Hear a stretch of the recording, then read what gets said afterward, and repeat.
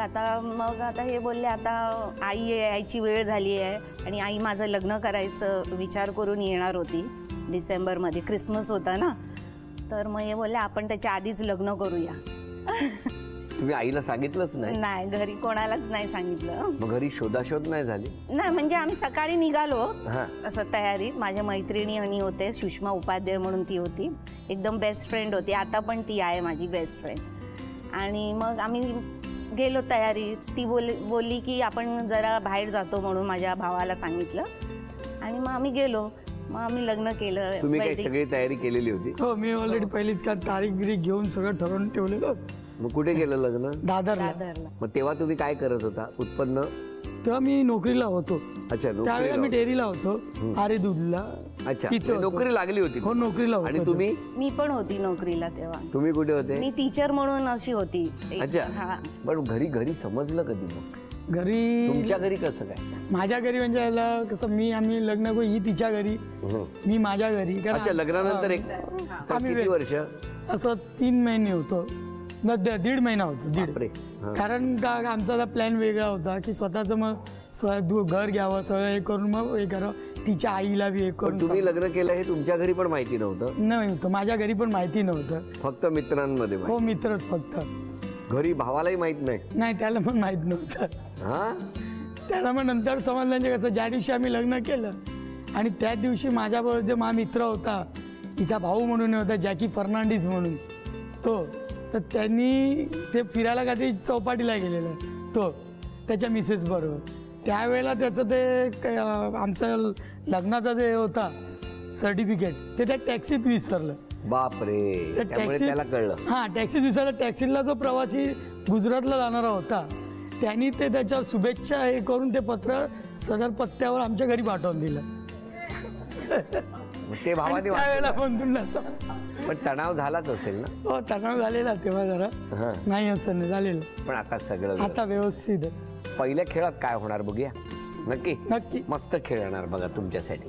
घ्या एक चिठ्ठी, घ्या, द्या. डॉमिनोजचा मनोरा 4 टप्प्यानंतर हे बक्षीस सुरू होणार. बघूया किती टप्पे वहिनी पूर्ण करणार. वेळ सुरू झाली.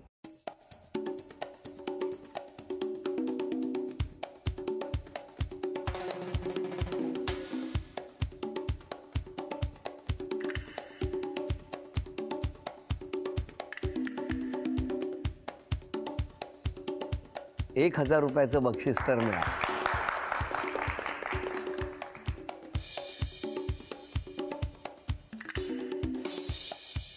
$1200,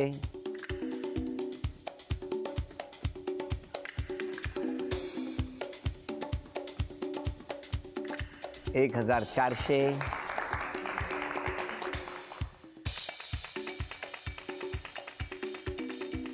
$1600,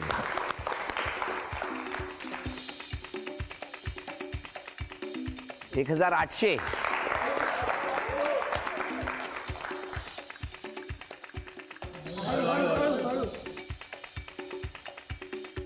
$2000,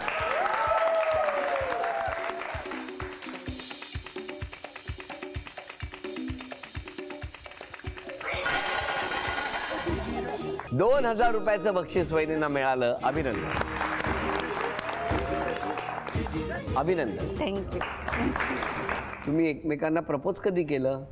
एकदा तिने मला नंबर घेऊन दिला ह्यांचा आणि मग मला बोलली तुला त्यांना काहीतरी बोलायचं तुझ्याबरोबर. मग मी फोन लावला. मग ते विचारायला लागले कशाला फोन केलाय काय.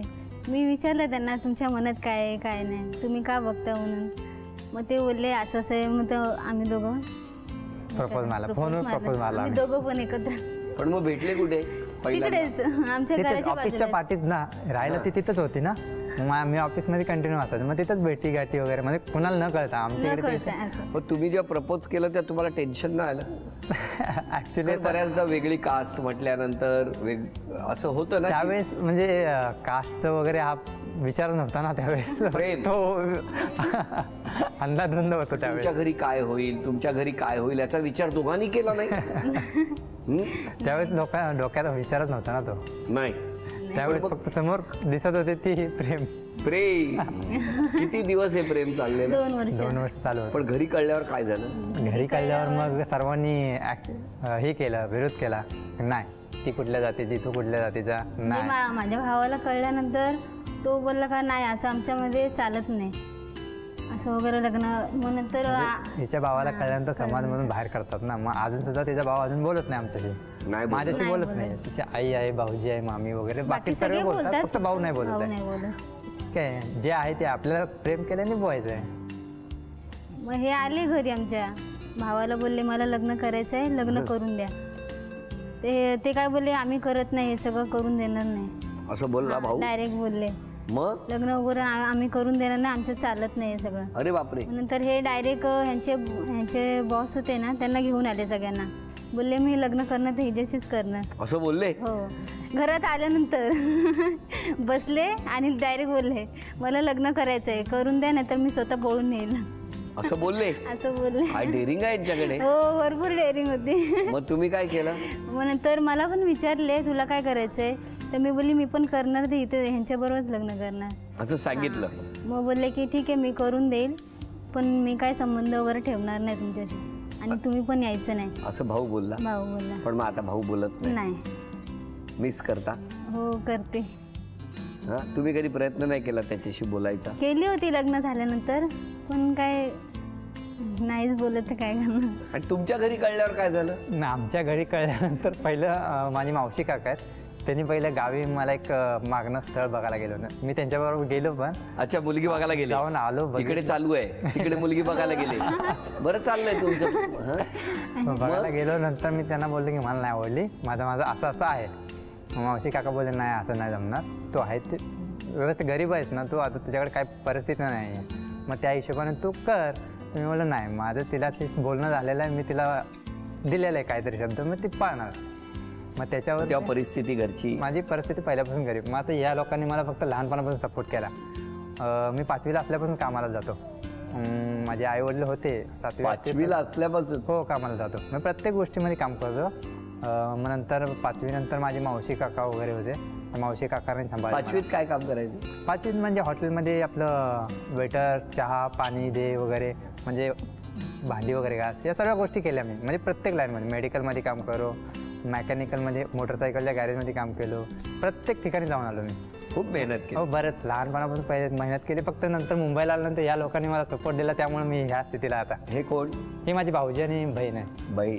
त्यांनी खूप सपोर्ट केला? हो प्रत्येक गोष्टी. माझ्या घरातला संसार जो पण आहे तो त्यांचाच आहे. फक्त काही वस्तू अशा आहेत की मी घेतलेल्या आहेत, बाकी सर्व संसार त्यांचाच आहे. आमचं लग्न झालं आणि तरी ती त्यांना माझी माहिती वहिनी आहे. नव्हतं. लग्न जेव्हा करून मुंबईला आल्यानंतर नवीन आलो त्यांनी होतो भरपूर support 2005 मध्ये, तेव्हा या वहिनीने मला 1 वर्ष सांभाळलं होतं. आता बरं वाटतं? आता व्यवस्थित म्हणजे सेटल झालो, वेल सेटल, व्यवस्थित वाटतं. काय असं प्रॉब्लेम नाही, दबाव नाही, काय नाही काय नाही. कसे दिवस असतात. सगळे दिवस आठवले. 5वी पासून सुरू केलेली ती मेहनत आज एकदम छान चांगल्या वातावरणात आलेली आहे. होम मिनिस्टरमध्ये तुम्हाला भेटतोय, मला खूप आनंद होत आहे. हां, आता या चिडत नाहीत ना कधी? नाही. चिडतात म्हणजे कसं आहे, हट्टीपणा गेला? नाही हट्टीपणा नाही गेला. नाही गेला म्हणजे कसं आहे, कुठलीही गोष्ट बारीक बारीक असेल मी सांगतो विचार कर, प्रत्येक गोष्ट विचार करून सर्व करत जा. पण नाही पाहिजे, नाही मला असंच काय झालं तसंच काय, चिडचिड, राग राग. आता कुठे राहता तुम्ही? मी ठाण्याला ठाण्याला राहतो. राहतो. ठाण्याला. त्यांच्या स्वभावातलं काय आवडतं हो तुम्हाला? एवढं म्हणजे लग्न करायपर्यंतचा निर्णय घेतला तुम्ही, ते काय कुठल्या गोष्टीमुळे घेतला? काय आवडलं? आवडलं म्हणजे ना मेहनत खूप करतात ते, मेहनती आहेत जाम. मेहनती स्वभाव आवडला. आणि तुम्हाला? हिच्याबद्दल कसं आवडलं मला, ही जेव्हा बघितलं ना मी जिथं ऑफिसमध्ये जायचो, तर माझे एकदा ऑफिसमधले वर्कर होतं, त्याला वर्करला काहीतरी प्रॉब्लेम झाला, म्हणजे हाताला मार लागला होता. मार लागल्यानंतर ही पळत गेली आणि त्याला हळद वगैरे लावून वगैरे जखम वगैरे ते गेली. मग तो स्वभाव मला तिला आवडला, म्हणजे लोकांची मदत करणं. माझा पण तो स्वभाव, दुसऱ्यासाठी धावून जाणं मला तो आवडतं. काही झालं की हळद घेऊन जायच्या. तुम्ही 5 पदार्थ सांगा महाराष्ट्रीयन.